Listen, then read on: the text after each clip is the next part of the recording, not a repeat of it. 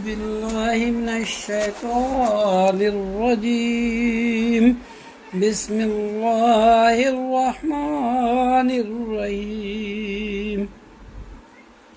يا أيها الذين آمنوا استعينوا بالصبر والصلاة إن الله مع الصابرين. ولا تقولوا لمن يقتل في سبيل الله أموات بل أحياء ولكن لا تشعرون. صدق الله العلي العظيم. صدق رسول النبي الكريم ونحن من الشاهدين والشاكرين والحمد لله رب العالمين. برادران ملت اسلامیہ، آج نویں رات ہے، آج محرم شریف کی نویں رات ہے، امام حسین کی ظاہری حیات کی آج آخری رات ہے۔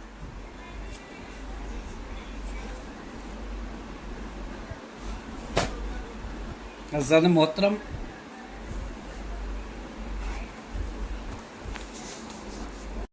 جو تمام ہوا، جناب امام حسین رضی اللہ تعالیٰ یقین ہو گیا کہ دشمن کے دلوں پر مہر لگ چکی ہے، وہ میری جان لینے سے کسی طرح التفات نہیں کریں گے، میری جان لینے سے ادھر ادھر کسی بات پر اکتفا نہیں کریں گے۔ شمس الجوشن ہمراہ حضرت عباس کے ماموں کے اپنے غلام عرفان کو بھیجا۔ اس نے کہا کہ وہ ابن زیاد کا خط امان نامہ دکھا کر حضرت ام النبیین کے چاروں صاحبزادوں کو میدان جنگ سے واپس بلا لے۔ 9 تاریخ کی شب کو عرفان وہ خط حضرت عباس کو دیا۔ آپ نے پڑھ کر فوراً زمین پر پھینک دیا اور عرفان سے کہہ دیا کہ جا کر ماموں سے کہہ دے تیرے بھانجے ایسے نہیں ہیں جو فرزند رسول کو چھوڑ کر ابن زیاد کی بیعت کریں، ہمارے لیے خدائے قادر قوی کی امان کافی ہے۔ شمس ذوالجوشن کچھ رات گئے اپنے لشکر سے اہل بیت کے خیمے کی طرف آیا اور قریب پہنچ کر بلند آواز سے پکارنے لگا، کہا کہاں ہیں میری بہن کے لڑکے عبداللہ، جعفر، عباس اور عثمان؟ مجھے ان سے کچھ کہنا ہے۔ امام علی مقام کی اجازت سے چاروں بھائی خیمے سے نکل کر وہاں پہنچے جہاں شبر ان کے انتظار میں کھڑا تھا۔ حضرت عباس نے پوچھا ہمیں کیوں بلایا ہے؟ اس نے کہا تم سب میری بہن کے لڑکے ہو اور تمہارے لیے پورے طور سے حکم امان ہے، بس تم لوگ الگ ہو رہو اور حسین کی طرف سے جنگ میں شریک نہ ہو اور یزید کی بیعت اختیار کرو۔ اتنا سننا تھا کہ چاروں وفادار اپنے آپے میں نہ رہے۔ حضرت عباس نے انتہائی غضب سے کہا تیرے ہاتھ کاٹے جائیں، تجھ پر تیری ماں روئے، تو ہمیں خدا کی لعنت کا مستحق بنانا چاہتا ہے؟ اے دشمن خدا، تو ہم سے کہتا ہے کہ ہم اپنے آقا امام حسین اپنے بھائی کا ساتھ چھوڑنے، ابن فاطمہ کی رفاقت سے ہاتھ اٹھائیں اور اپنا سر ایک فاسق و فاجر کی اطاعت میں جھکائیں۔ اتنا سننا تھا کہ شمر کے حواس باختہ ہو گئے اور وہاں سے چلتا ہوا۔ ایک بات اور کے لیے کر دوں کہ بنی کلاب اور بنی کلب، شمر بن کلب کا تھا اور ام النبیین بنی کلاب کی تھی۔ یہ 2 قبیلے الگ الگ تھے مگر ان میں آپسی جو تھے اتفاق تھے، لہٰذا یہ سمجھا یہ تھا کہ میں اس کی نسبت پیش کر کے ان چاروں کو ورغلا دوں گا۔ شیطان نے یہ سمجھا تھا شمر، لیکن حضرت عباس علمدار رضی اللہ تعالیٰ عنہ کی شجاعت اور صداقت دیکھ کر وہ کانپ گیا۔ جناب امام حسین رضی اللہ عنہ اصحاب و انصار کے ساتھ نماز فجر ادا کی۔ ذکر و اذکار معمول سے ابھی فرصت نہ ہوئی تھی کہ زوال کا وقت بھی داخل نہ ہوا تھا کہ شمر ذوالجوشن کی ہدایت پر عمرو ابن سید نے تمام سپاہ شام کو کمر بندی کا حکم دے دیا۔ گھوڑوں کی آوازیں، ہتھیاروں کی جھنکاریں سب سن کر امام حسین باہر تشریف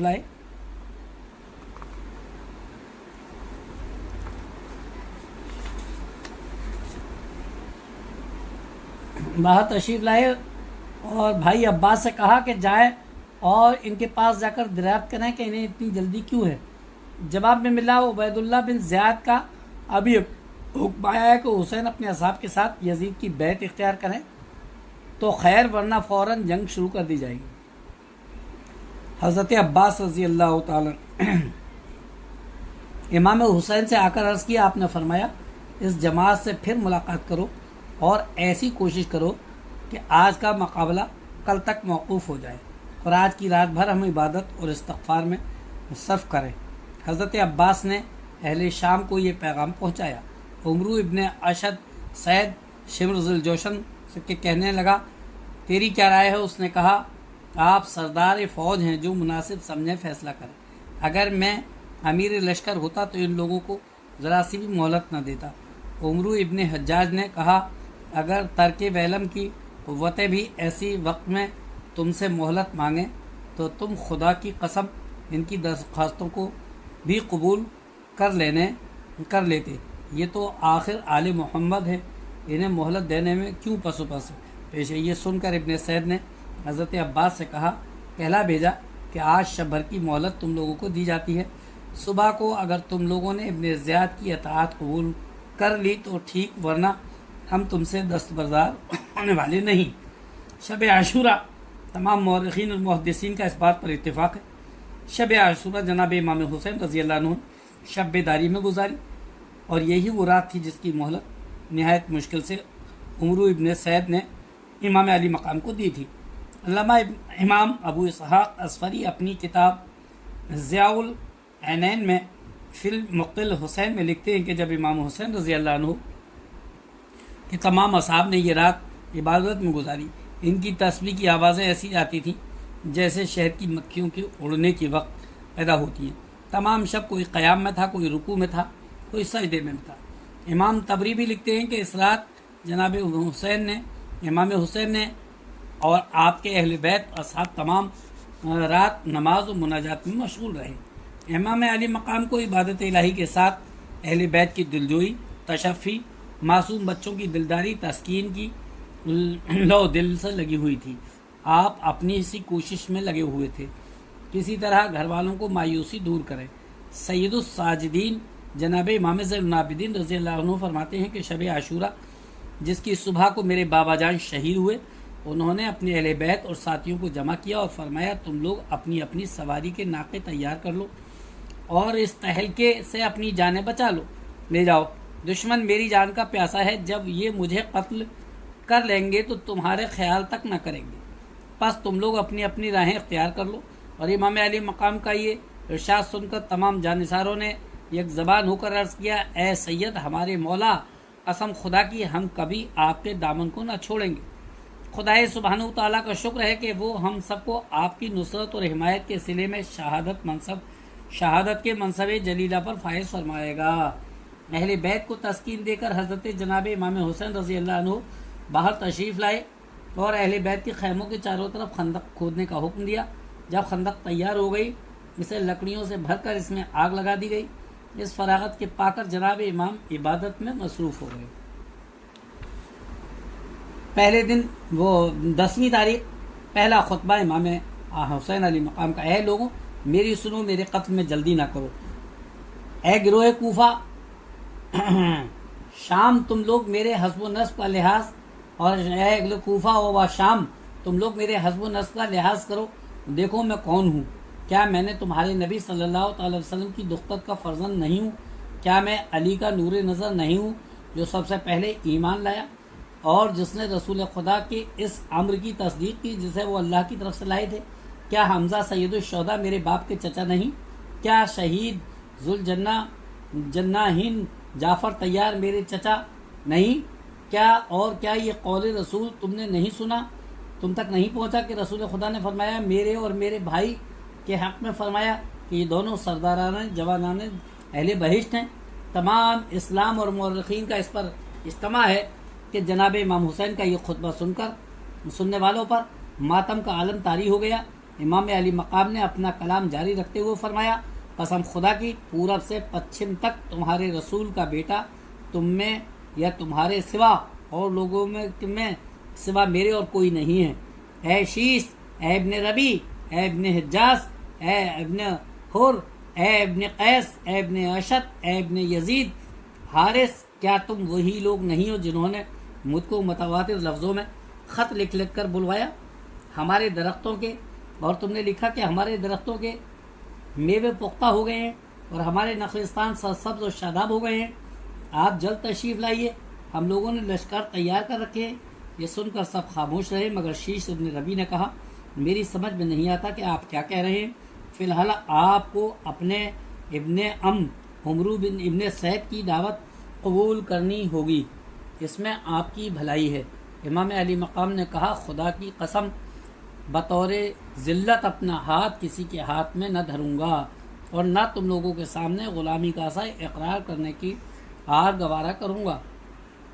امام علی مقام کا دوسرا خطبہ، امام علی مقام نے فرمایا میں تم کو خدا کی قسم دیتا ہوں، کیا تم مجھے پہچانتے ہو؟ سب نے کہا ہاں، کیوں نہیں پہچانتے، آپ ہمارے رسول کے فرزند اور نواسے ہیں۔ فرمایا جانتے ہو کہ یہ شمشیر رسول خدا صلی اللہ علیہ وسلم کی ہے جو میرے کمر میں باندھے ہوئے ہوں؟ سب نے کہا ہاں۔ فرمایا جانتے ہو یہ امامہ جناب رسول پاک صلی اللہ تعالی علیہ وسلم کا ہے جو میرے سر پر بندھا ہوا ہے؟ سب بولے ہاں۔ فرمایا تم سب کو یہ معلوم ہے کہ تم میری خون کو کیوں مباح سمجھتے ہو؟ ان لوگوں نے جناب امام حسین رضی اللہ عنہ کی تقریر سن کر جواب دیا کہ ہم لوگوں کو یہ سب باتیں معلوم ہیں، مگر پھر بھی ہم آپ سے ہاتھ نہیں اٹھائیں گے۔ امام ابو اسحاق لکھتے ہیں کہ اس خطبے کے بعد جناب امام حسین خیمہ مطہر میں تشریف لائے، حضرت زینب حاضر ہوئی، ارشاد ہوا اے ہمارے اہل بیت کو جمع کرو۔ جب سب حاضر ہو گئے تو امام نے فرمایا تم کو وصیت کرتا ہوں جس وقت میں مارا جاؤں میرے ماتم میں گریبان چاک نہ کرنا، اپنے منہ پر تماچے نہ مارنا، اپنے رخساروں کو زخمی نہ کرنا۔ اس کے جواب میں حضرت زینب نے عرض کیا آپ تو اس طرح فرما رہے ہیں جیسے آپ کو اپنی موت کا بالکل یقین ہو گیا ہو۔ فرمایا ہاں ایسا ہی ہے، خدائے سبحانہ تعالیٰ کی ذات کے علاوہ کوئی رہنے والا نہیں ہے۔ تیسرا خطبہ، میں خدا کی تعریف کرتا ہوں جس نے دنیا کو پیدا کیا، تم لوگ کیسے برے بندے ہو کہ تم نے اس کی رسالت اور شریعت کی تصدیق کی اور اس پر ایمان لائے اور اس کے رسول صلی اللہ علیہ وسلم کی رسالت کی تصدیق کی، اب اس کے اہل بیت پر فوج کشی کر رہے ہو اور ان کے قتل پر تلے ہوئے ہو۔ اس وجہ سے تم پر شیطان غالب آ گیا ہے اور اس نے تم کو ذکر خدا سے روک رکھا ہے، بس تم کو ہلاکت نصیب ہو۔ جناب امام حسین رضی اللہ عنہ کا ایسا مؤثر خطبہ سن کر عمرو سعد کے کان کھڑے ہوئے اور اسے اندیشہ لاحق ہوا کہ کہیں امام کی باتوں سے فوجیوں کے دلوں پر اثر نہ ہو جائے۔ اس نے اپنے لشکریوں کو للکارا۔ امام علی مقام نے ابن سعد کو مخاطب کرتے ہوئے کہا اے عمرو سعد، تو مجھ کو ان خواہشوں کی وجہ سے قتل کرتا ہے، ابن زیاد تجھ کو ملک کی ریڑھ اور جان کی حکومت دے دے گا۔ قسم خدا کی جس نے مجھے پیدا کیا ہے، سلطنت رے تجھ کو کبھی نصیب نہ ہوگی۔ میں دیکھ رہا ہوں کہ کوفے میں تیرا سر نیزے پر اور لڑکے اس پر پتھر مار رہے ہوں گے۔ یہ کلمات سن کر ابن سعد کو بہت غصہ آیا اور تمام لشکریوں کو پکار کر بولا کہ ایک لمحہ کی دیر نہ کرو اور حسین کے ساتھیوں پر ایک دم حملہ کر کے اپنی تلواروں کو کے نیچے رکھ لو۔ ابن سعد کی یہ ہدایت سن کر تمام لشکر جنگ پر آمادہ ہو گیا، مگر حر بن یزید رہائی اپنے ماتحت لشکر کو لے کر الگ ہوئے۔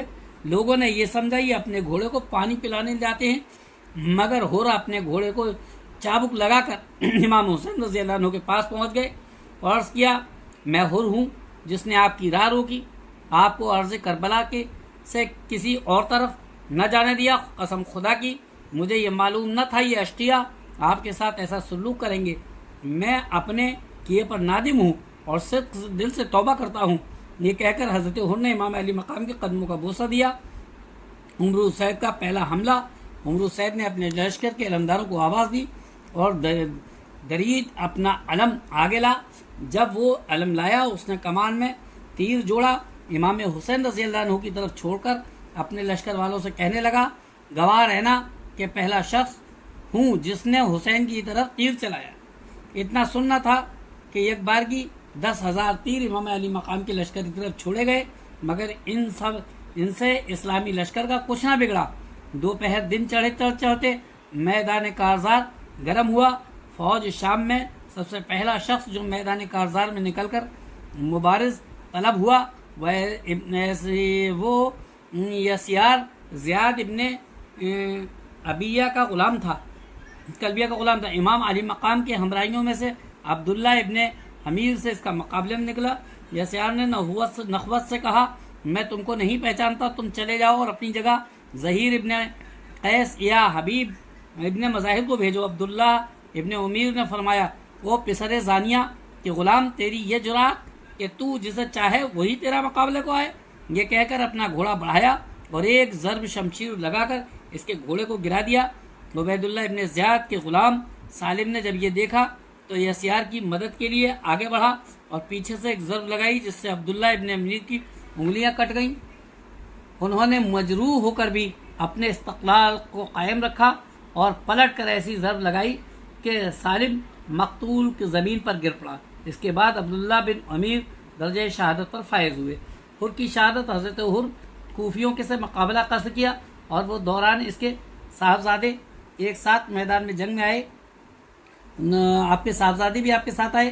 حضرت حر کے فرزند نے 24 بے دینوں کو قتل کیا، پھر وہ خود شہید ہو گئے۔ حضرت حر بیٹے کی شہادت پر مسرت قلبی کا اظہار کیا۔ بیٹے کے بعد حضرت حر نے خود جنگ کا ارادہ کیا تو ان کے بھائی مصعب بن یزید جو اسی وقت فوج شام میں تھا، بھتیجے کا قتل اور بھائی کی مستعدی دیکھ کر اپنے آپے میں نہ رہا، گھوڑا چمکا کر سب سے آگے بڑھا۔ لوگوں نے سمجھا کہ بھائی سے مقابلے کو جاتا ہے، مگر جب بھائی کے قریب پہنچا تو بھائی کو پکار کر کہا ہم کو بھی راہ ہدایت بتا کر یہ بادیے ضلالہ سے نکال لیجئے، اپنے افعال سے توبہ کر کے آ رہا ہوں۔ حضرت حر نے بھائی کو اسی وقت جناب امام حسین کی خدمت میں لائے۔ امام علی مقام نے معصب کے ساتھ بڑی شفقت کی، بھائی کو امام کی خدمت میں پہنچا کر حضرت حر بھی میدان میں آئے اور عمر سید مقاتل اور صفوان ابن حنظلہ اس کے پہلو میں کھڑا تھا۔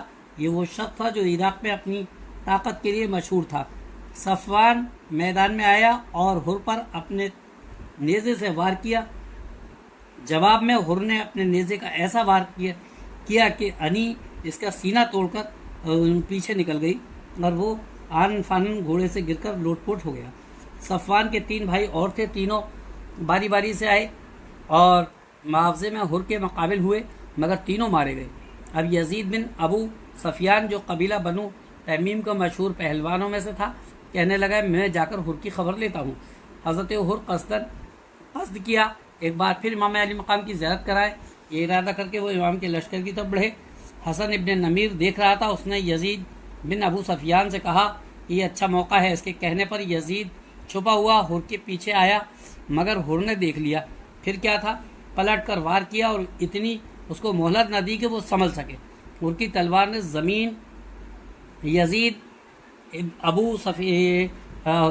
یزید بن ابو سفیان کو بے جان کر دیا۔ پھر آپ نے تازہ دم ہو کر دشمن کی صفوں پر حلہ بولا اور اس کی جماعت سے 82 کو موت کے گھاٹ اتار دیا۔ یہ منظر دیکھ کر عمرو بن سید کے ہوش اڑ گئے اور فوراً کمانداروں کو للکارا کہ تیروں کی بوچھار شروع کی ہو گئی۔ ایک تیر آپ کے گھوڑے کو لگا اور اس بے زبان نے جان دے دی۔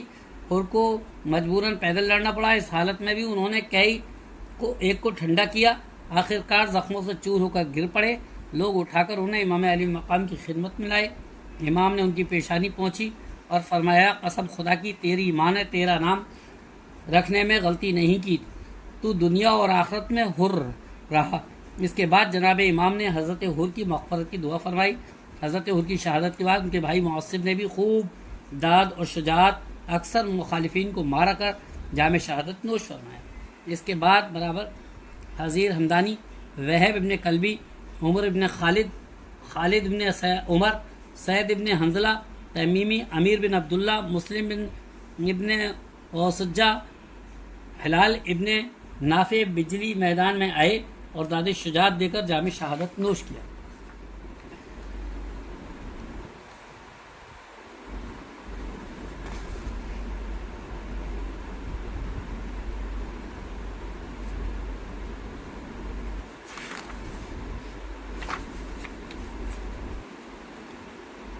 عمرو ابن حجاج نے عمرو بن سید سے کہا تمہاری کامیابی اسی میں ہے کہ تمام لشکر ایک ساتھ حملہ کیا جائے۔ سب سے پہلے وہی اپنے ماتحت فوج لے کر آگے بڑھا اور امام علی مقام کے لشکر کے قریب پہنچ گیا حسینی لشکر کا میسرے پر حملہ کیا، جس کے ساتھ ہی شمر ذی الجوشن نے اپنے دستے سے پیچھے حملہ کیا۔ امام علی مقام کے جانثاروں نے بڑی دلیری سے ان نابکاروں کا سامنا کیا۔ امام علی مقام کے 32 سواروں نے جب ان ہزاروں کو بھی پرگندہ کر دیا تو عمرو بن سعد نے شیس ابن ربعی سے کہا کہ تم پلٹنوں اور تیر اندازوں کو لے کر آگے بڑھو، مگر اس نے انکار کر دیا۔ آخر عمرو بن سعد حسن ابن نمیر کو اسی کام پر مقرر کیا۔ وہ پیادوں کے غل اور 500 تیر اندازوں کو لے کر آگے بڑھا۔ ان کمانداروں نے تیر برسانے شروع کیے۔ ظہر کے وقت تک شدت کے ساتھ مارکہ قتال گرم ہو رہا تھا۔ اس مارکے میں سپاہ شام کے ہزاروں آدمی جہنم واصل ہوئے اور اصحاب امام میں 30 آدمی، جن میں 15 سوار اور 15 پیدل تھے، درجہ شہادت پر فائز ہوئے۔ شہداء کے نام یہ ہیں: نعیم ابن اجلان الانصاری، عمرو ابن الکیب ابن حارث الاشجعی، حنظلہ ابن عمرو وشیبانی، قاسد ابن ظہیر، کرش ابن ظہیر، کنان ابن عتیق، عمرو ابن ثبیتہ صبغی، زرغامہ ابن مالک، عامر ابن مسلم، سیف ابن مالک النمیری، عبد الحمن ابن عبداللہ القدری الارجعی، مجمع ابن عبداللہ عائد، عدنان ابن حارث السلیمانی الزردی، عمرو ابن الخندئی، علاسی ابن عمرو اور سوار ابن ابی امیر القحفی الہدنی، ظاہر ابن عمرو، غلام عمرو بن الحمق الخزائی، جبلہ ابن علی الشیبانی، ابن عمار ابن ابی سلامت، نعمان ابن عمر، مسعود ابن حجاج، ظہیر ابن بشر الخشعی، عمار ابن حسان ابن شریح، عطائی، عبداللہ ابن امیر، اسلم ابن کثیر اللہ عروج، ظہیر ابن مسلم الزوی، عبداللہ ابن یزید ابن سبیت القیسی اور عبداللہ ابن عروہ غفاری۔ ان کے علاوہ امام علی مقام کے 10 غلام، مولا علی کرم اللہ وجہ کے 2 غلام اس مارکے میں کام آ گئے۔ شہدائے بنی فاطمہ ہاشم، ان حضرات کی تعداد میں تھوڑا سا اختلاف ہے، مگر تمام اختلاف جمع کر کے ان بزرگوں کو تعداد باسنائے جناب عبداللہ اصغر، عبداللہ وسیع، عبداللہ ابن حسن، جو فوج مخالف سے مقابل ہو کر درجہ شہادت فائز ہوئے، 18 سے زیادہ نہیں ہوئے تھے۔ تمام تاریخوں کا اس پر اتفاق ہے۔ بنی ہاشم میں سب سے پہلے حضرت عبداللہ ابن مسلم شہید ہوئے، مگر مقتدر طالبین میں علامہ ابوالفرح اصفہانی جناب امام محمد باقر کی سند سے لکھتے ہیں کہ شہید اول حضرت اوسط المشہور و حضرت علی اکبر ہیں۔